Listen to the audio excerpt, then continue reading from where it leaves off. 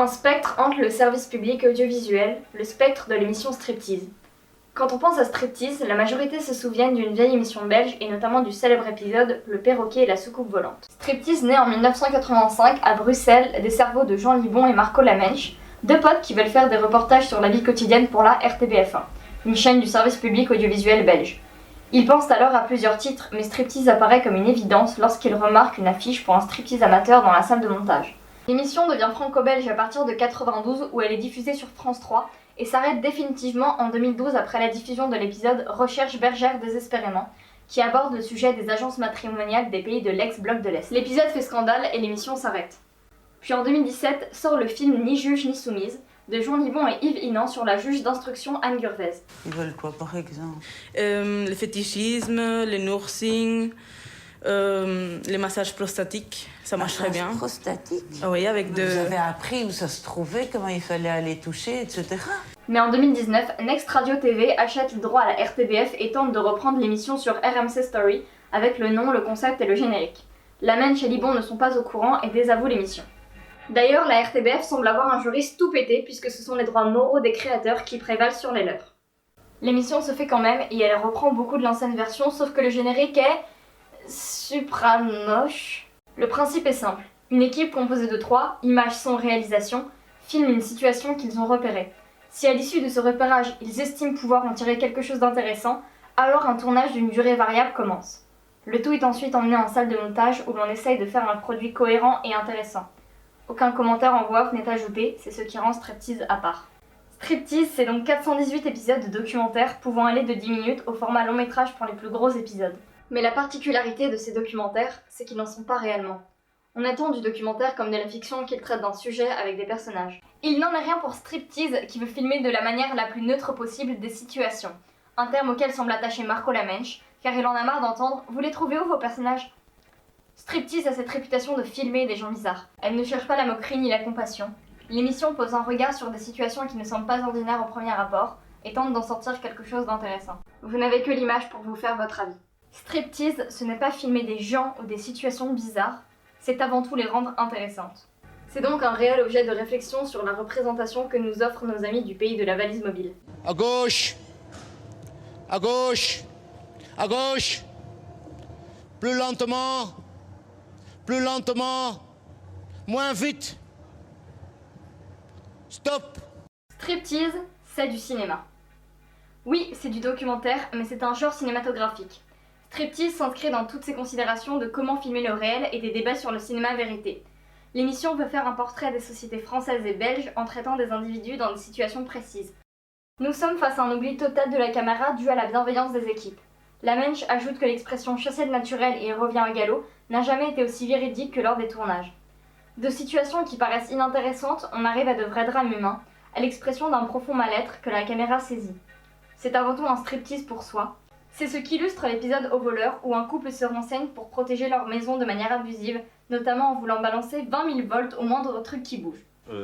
Lorsque je veux pénétrer dans ma voiture et que j'ai évidemment 1000... Vous avez d'autres moyens que cette porte de vous protéger dans cette Oh oui, maison? j'ai le moyen. On a des masses. Celui qui rentre malgré tout, il peut se faire assommer ici, ça. J'ai une bombe. Et alors, j'ai encore un revolver. Et j'ai appris à tirer. Bon, celui qui veut malgré tout pénétrer chez moi, je le tuerai peut-être pas, mais je viserai ses genoux pour qu'il ne marche plus. Mais derrière cette façade amusante se cache la détresse d'un couple qui souffre de ne jamais avoir eu d'enfant. C'est négatif de toute une vie de travail.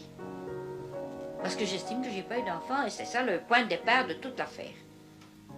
Vous vous sentez pas Je suis heureuse? lésée. Je suis lésée. Vous vous sentez pas heureuse aujourd'hui? Non, pas du tout. Mais il y a personne qui s'intéresse à vous, Non, personne. qui vous témoigne de l'affection? De l'affection, non. Sans enfant, c'est dur. C'est triste.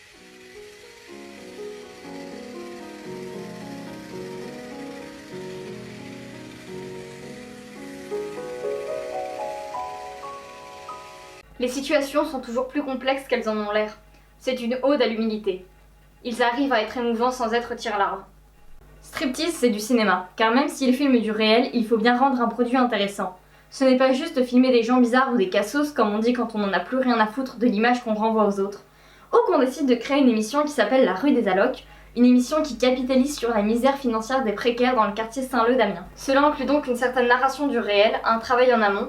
Il faut se rendre dans les lieux où on est sûr de trouver quelque chose d'intéressant à filmer, là où les drames humains se concentrent. Striptease a donc écumé les gendarmeries, les tribunaux et les hôpitaux. Parce qu'ils ne pouvaient rien provoquer comme situation dramaturgique intéressante, comme dans la fiction, ils sont allés là où ils pensaient qu'elle serait. L'épisode qui illustre le plus cet aspect cinématographique, c'est Ma Petite Chérie, un épisode de Christophe François et Rémi Laine. L'épisode se concentre en un seul plan fixe, qui oscille légèrement entre Roselyne qui raconte les abus sexuels que son grand-père lui a fait subir, et l'agent de la BPM chargé de prendre la déposition. Le grand-père est aussi présent mais hors champ, il n'est qu'une voix in. C'est l'épisode le plus dur. L'absence de montage et de changement d'angle renforce l'aspect de pure confrontation. Ici, tout est un choix cinématographique pour aborder de la manière la plus juste possible l'horreur de la pédophilie incestueuse. Au principal adjoint, ils ont décidé de m'envoyer voir le médecin scolaire, avec qui j'ai discuté. Je lui ai raconté presque tout. C'est Madame Robineau. C'est comme cela que tout a commencé. Yann, Oui. on va peut-être demander à Roselyne de nous dire la suite. Oui, Hein si tu veux. Alors, Roselyne, tu te rappelles de tout ce que tu m'as raconté la dernière fois, hein? Est-ce que tu peux me le répéter et devant ton grand-père aujourd'hui, hein? Ce qui s'est passé avec lui, hein? Je sais que ça va être difficile. Est-ce que tu peux nous en parler devant lui, hein?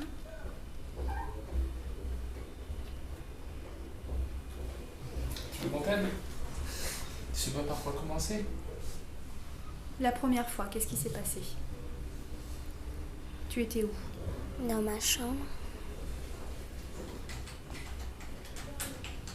Et puis?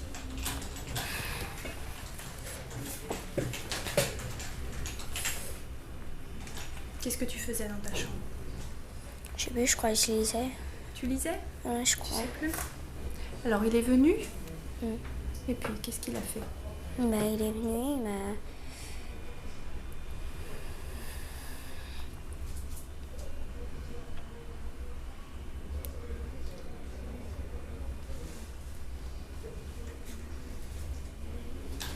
Alors Roselyne.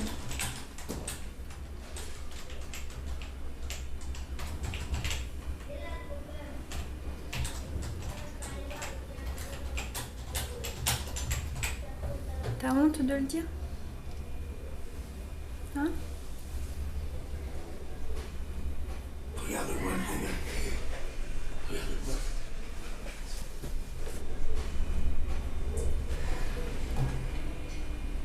Qu'est-ce qui s'est passé, Roselyne?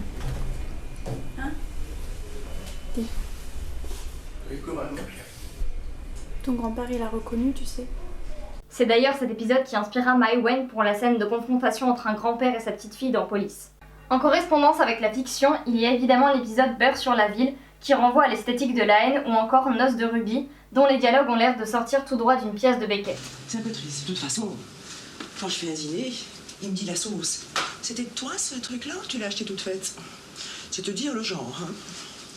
Striptease, ce n'est pas de la télé-réalité mais du documentaire. L'émission a d'ailleurs permis à certains réalisateurs de faire leurs premiers pas, comme Benoît Mariage, Philippe Dutilleul ou Mathieu Hortlieb.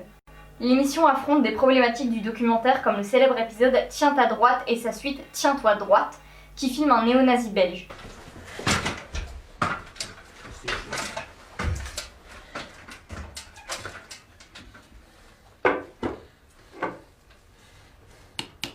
Comment filmer l'extrême droite? Si le sujet vous intéresse, Mediapart a sorti une vidéo avec Étienne Chailloux et Mathias Théry, les réalisateurs du film La Cravate, sur comment filmer l'extrême droite. Et la réponse est plutôt simple, jouer la carte de l'honnêteté vis-à-vis de ceux qu'on filme. Ainsi, on en arrive à un autre point. Striptease, c'est politique. Que ce soit dans le montage, dans les situations montrées ou dans les poèmes de La Mensch, l'émission cherche à produire quelque chose d'utile au service public. Elle cherche à rendre justice, à donner un peu de dignité à ceux qui en ont perdu, comme dans l'épisode Docteur Lulu sur un médecin autodidacte ou Double Peine. Le mot d'ordre, c'est la dignité et l'intégrité, mais il y a aussi un côté Robin des Bois en faisant tomber les masques des quelques célébrités passées devant les caméras de Striptease. Le meilleur exemple, ce sont les 2 épisodes sur Claude Chal, La Compassion et dans l'enfer de Bali, un DJ des années 90 qui a fondé une association pour l'indépendance du Tibet. Derrière une figure qui se veut irréprochable et utile à la société, on y trouve un Tartuffe repoussant nous partageant sa haine de la démocratie et ses propos sur les femmes de Bali. Non, moi ce que j'aime dans la femme orientale, par rapport aux femmes occidentales, c'est qu'elles ont gardé d'abord leur sens du féminin, de leur responsabilité de la femme. C'est vrai. C'est-à-dire la maison, les enfants. Et ils savent ce que c'est un homme, dans le sens garder la beauté de l'homme, la grandeur de l'homme, tout en gardant leur respect, leur responsabilité. Je sais pas, on se sent homme avec une femme orientale, je trouve. Plus qu'avec une femme occidentale. Si les gens lisaient un peu moins L'équipe et toutes ces conneries qui est l'opium du peuple, bon, chacun prend son plaisir où il veut, hein. C'est la démocratie. Malgré que la démocratie, moi, je suis plus du tout pour. Je trouve ça con, la démocratie, telle qu'on l'a aujourd'hui. Elle nous amène à la catastrophe, cette démocratie. Le plus grand nombre décide. Mais le plus grand nombre, justement, c'est ce que je disais, ils lisent tous Paris Turf et L'équipe. Alors, avec le plus grand nombre comme ça, on n'ira pas très loin, quoi. C'est pas 22 mecs qui courent derrière une balle qui vont changer le monde, quoi. Cet épisode qui montre une célébrité connue pour son action caritative montre la dimension sociale de striptease. Il y a une volonté de démystifier ce qui se considère comme utile et porter un regard tendre sur ceux qui semblent prêter à rire au premier abord. C'est un peu la même idée que l'on retrouve dans les films de Jean Rouge et Edgar Morin, notamment Chronique d'un été, ou le documentaire Étranges étrangers de Marcel Tria, où Francis Bouygues, le fondateur de l'entreprise, vous dit à quel point la main-d'œuvre étrangère est mieux car elle ne prend pas de place dans les bidonvilles et qu'elle n'ose pas se syndicaliser. Ces deux exemples abordent la même question du cinéma vérité au cinéma direct que l'on retrouve dans Striptease. Un des mots d'ordre de Striptease, c'est la dignité. Ils ne prennent pas les gens en traîtres et les protagonistes des épisodes se sont rarement plaints de l'image qui était faite d'eux. Au contraire, ils la trouvaient fidèle. Et ce qui anime la plupart des protagonistes des épisodes, c'est la foi. Ils sont persuadés de ce qu'ils font. Le but était que les réalisateurs n'aient aucune gêne à revoir les concernés après la diffusion. Marco Lamench déclare dans l'article de Cathy Blisson pour Télérama « Mais si un sociologue les visionnait en 2250, il aurait là l'esprit d'une époque. » Et ça, c'est ce qui fait de Striptease quelque chose de génial. C'est une capsule temporelle de ces deux pays francophones. Tout est arrêté dans le temps. Que le discours sur les bons et les mauvais arabes dans Patron de choc, sur les homosexuels qui sont différents des PD dans Petite fille modèle. Non, c'est pas un homosexuel, c'est un PD. Bah c'est un homosexuel. C'est un PD. Un homosexuel, c'est pas pareil, je m'excuse. Hein. Bah, si moi j'appelle ça pareil. C'est un PD il fait pareil que les femmes, quoi. Par exemple, tu vois, il et est les au queens, bord du c'est quoi? trottoir. Et ben les non, justement, non, Deux l'homosexuel, il fait pas ça. Il prend soit les femmes, soit les hommes. C'est ça l'homosexuel. Et un PD, c'est qu'il prend que les hommes, et les queens, ils prennent que les hommes, et les putes, ils prennent les deux à la fois. La colonisation et tous les sujets de société possibles. Et pourtant, une des caractéristiques majeures de Striptease, c'est l'absence de volonté de montrer quelque chose. La caméra de Striptease vient capter le réel comme il vient. Striptease déshabille la société pour parfois montrer son corps lépreux. Choisir de montrer les parias, c'est déjà agir. Et c'est ce que théorise Jacques Rancière dans Le Spectateur émancipé. C'est dans ce pouvoir d'associer et de dissocier que réside l'émancipation du spectateur, c'est-à-dire l'émancipation de chacun de nous comme spectateur. Être spectateur n'est pas la condition passive et qu'il nous faudrait changer en activité. C'est notre situation normale. Nous apprenons et nous enseignons. Nous agissons et nous connaissons aussi un spectateur qui lit à tout instant ce qu'il voit, à ce qu'ils ont vu et dit, fait et rêvé. Striptease s'inscrit dans cette émancipation du spectateur, car ce dernier n'est pas passif mais bien actif. Le visionnage procure une réaction qui permet un débat et donc l'exercice de la démocratie. Et c'est pour cette raison qu'il est important que Striptease appartienne à une chaîne publique pour garantir l'intégrité de l'émission. Les épisodes provoquent des réactions puisque nous adoptons forcément un point de vue. Lamench relate dans son livre Striptease se déshabille qu'il recevait des lettres de famille qui s'engueulaient à cause de Striptease car ils n'étaient pas d'accord. L'émission a d'ailleurs permis l'ouverture du débat sur plusieurs sujets, notamment sur la violence policière, avec l'épisode Police-Polisson, épisode qui montre une police violente et qui avait pas mal choqué. C'était d'ailleurs avec cet épisode qu'Usul avait ouvert son méchant contemporain sur la police. T'as des résultats merdiques. T'as des résultats merdiques. Merdiques. Alors qu'est-ce que t'es en train de branler dans ta tête là ? Qu'est-ce que tu fous ? Qu'est-ce que tu fous ? Je comprends pas. Je te dis, tu comprends pas, on n'a pas de limite, c'est ça que tu comprends pas, tu vois, tu comprends pas qu'on n'a pas de limite. Tu comprends pas. Donc maintenant, tu vas avoir des meilleures notes dans ta tête. Tu comprends ça ? Ouais. Ouais. Mais tu vas pas nous endormir. Je n'endors pas. Si, tu nous endors. Tu nous endors. Tu dors. Si je t'ai ramené là et je vois que tu t'es foutu de ma gueule, si après t'as répondu à une prof ou t'as encore tes mauvaises notes, ou tu fais le cahier d'or, on te retrouve bourré dehors, tu te dirais qu'une seule fois. On est d'accord. On est d'accord. Okay. Et tu feras la pute dans une des caves de la cité. On est d'accord. Le grand gaillard qui promet à ce gamin qu'il devra faire la pute dans les caves de la cité s'il n'améliore pas fissa ses résultats scolaires, c'est un policier. Ce document surréaliste a été filmé par un réalisateur de la fameuse émission documentaire Striptease. C'est d'ailleurs à ce jour l'épisode qui aura le plus fait réagir les téléspectateurs et sans doute aussi celui dont les conséquences auront été les mieux suivies et documentées. C'est donc un objet cinématographique utile à la démocratie et l'on comprend la rancœur des créateurs lorsque leur concept va être repris par une chaîne privée. L'émission qui a voulu faire comme Striptease, c'est évidemment tellement vrai avec sa volonté de filmer des particularités. Évidemment, Tellement vrai ne propose pas le même résultat puisque le commentaire influence notre jugement ainsi que la musique. D'ailleurs, va falloir arrêter un moment avec Bruce May de Sia. Et puis tout est beaucoup plus prétexte à faire des mèmes. On se souvient du harcèlement que s'était prise Mélissandre après la diffusion de l'émission, ou de l'épisode Ma beauté est intérieure avec Jérôme, notre puceau à 28 ans. Les raisons aussi pour lesquelles on regarde Tellement vrai sont cyniques. C'est le même regard qu'un Hunger Games de gens qui galèrent plus que nous. Cela rehausse notre ego. Tellement vrai qui va à l'encontre des principes de Striptease, puisqu'une ancienne journaliste de l'émission parle de scripted reality, où les acteurs ne sont même pas payés et doivent parfois rejouer des scènes écrites à l'avance par la production. La Mensch dit à propos de ces émissions, usant du commentaire ajouté qu'elles font partie d'un paysage pré-mâché, où quand un kidam se lave les dents à l'image, un bandeau précise et une voix off confirme que Pierre-Alexandre se lave les dents. Avec Striptease, on est loin de l'image de la télé-réalité qu'on regarde pour se vider la tête ou pour rire d'une manière condescendante. Fabienne Darche dit dans le supplément du Monde paru le 18 avril 1994 « Striptease, c'est l'émission miracle de la télévision. Celle qui montre les petits riens qui font la vie. Le miracle ne doit rien au hasard. C'est dans la relation humaine fondée sur l'écoute, la confiance et le temps que Striptease effeuille ses héros du quotidien. Striptease, c'est de la poésie. La poésie des épisodes créés par cette absence de commentaires ou la simple innocence des moments. L'épisode fait divers où une petite fille russe doit décrire Saint-Pétersbourg. Et si on me demande la couleur avec laquelle je peux définir Saint-Pétersbourg, ce serait le bleu pâle. Ou lorsqu'un adolescent obtient son bac au rattrapage et fait la fierté de sa famille dans Passe ton bac d'abord. Avec en guest un sosie du Joyka. Putain, c'est vraiment lui, merde. Ce sont aussi les titres que l'on peut comparer à d'haïkus comme Nez cassé ou Histoire d'eau.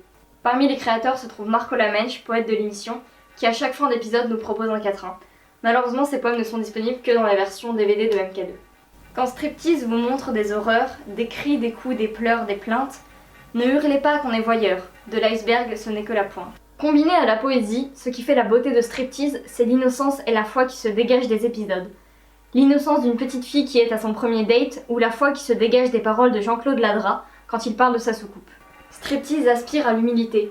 Ce sont des situations intéressantes qui nous proposent des thématiques à traiter, ce sont des histoires.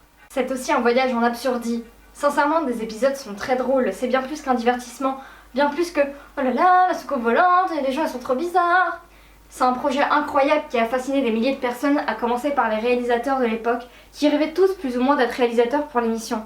Alors oui, l'émission a vieilli, la qualité n'est pas incroyable et certains épisodes sont carrément chiants. Mais regardez Striptease. Regardez Striptease pour les histoires racontées, pour l'humour, la beauté, la poésie, pour Jean-Pierre Mocky qui pète un câble. Je fais un raccord dans le mouvement, espèce d'idiot. Les épisodes sont disponibles sur YouTube et sur le site d'archives Sonuma, ainsi qu'en DVD avec les bonus et les poèmes. Vous avez aussi les entre guillemets suivis de Striptease avec l'émission Tout ça ne nous rendra pas le Congo. Voilà, il y a encore 1000 trucs à dire, mais je vais finir sur une citation de Mauvais plan sur la comète, le livre de Jean-Charles Chapuzet sur Jean-Claude Ladra, le célèbre astronaute qui a fait la renommée de Striptease. Tout inventeur doit s'habituer au colibet, faut s'y attendre. On n'a jamais été jusqu'à me traiter de fou, mais comme quelqu'un de bizarre. À partir du moment où vous sortez de la norme, vous êtes quelqu'un de bizarre. Mais bon, je me trouve pas bizarre. En fait, ce sont les autres qui ne font rien de leur vie qui me paraissent bizarres.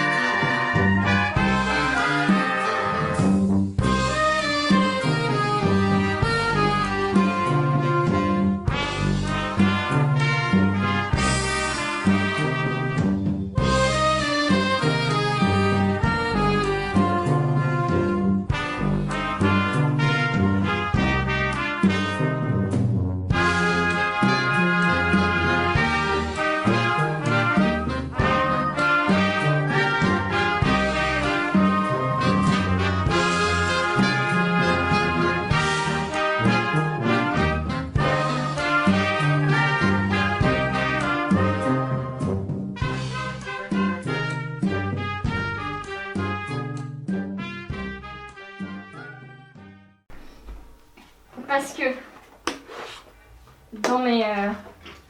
Ouais. En gros, à un moment dans mes notes, donc c'est la gueule de mes notes, j'écris gros. C'est infâme. Oui. et à un moment, en fait j'étais en train de rédiger l'épisode.